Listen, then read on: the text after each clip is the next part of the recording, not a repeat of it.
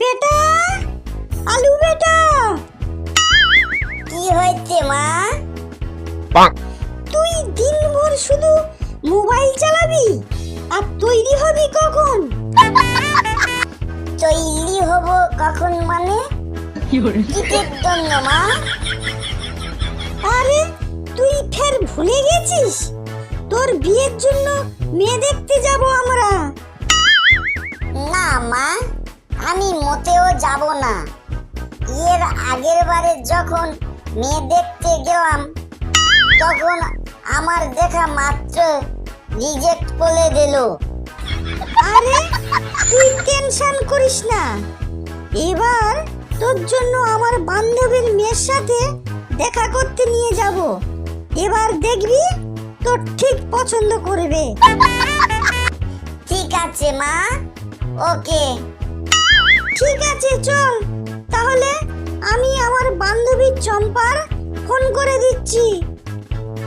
হ্যাঁ মা, ঠিক আছে। হ্যালো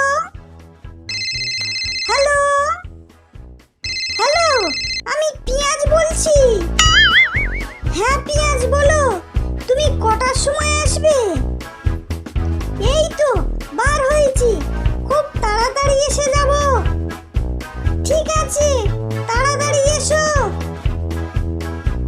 বেটা আলু, এই তোর হবু শাশুড়ি মা, নমস্কার কর। নমস্কার তাতুড়ি মা। নমস্কার বেটা। তোমার মেয়ে কই? দেখা পাচ্ছি না, কোথায় ও? এখনই আসবে। রানীমা তাড়াতাড়ি আয়। হ্যাঁ মা, ওই দেখো, ওই তোর হবু শাশুড়ি মা। চল তাড়াতাড়ি প্রণাম করো। প্রণাম শাশুড়ি মা। আরে হ্যাঁ চম্পা, তোমার মেয়ে খুব সুন্দর আর সংস্কারী আর বুদ্ধিমতী মেয়ে। ঠিক বলো তো মা। আলু বেটা, মেয়ে তোর পছন্দ হয়েছে তো? হ্যাঁ মা, এ তো খুব সুন্দর। আর এই মেয়ে আমার খুব পছন্দ। ইয়ে কি মা, এ তো তোদলা আছে। মা, এ তো ঠিকঠাক বলতে পারছে না। বেটি, আমার কথাটা শোন। না মা, আমি এ বিয়ে মোটেও করব না। আরে মেয়ে, আমার যে সে ছেলে নয়, এ সরকারি চাকরি করে। কি? এখনই তুই যদি বিয়ে না করিস তাহলে নিয়ে চলে যাব। চল বেটা। দাঁড়াও মা, আমি তো মজা করছিলাম।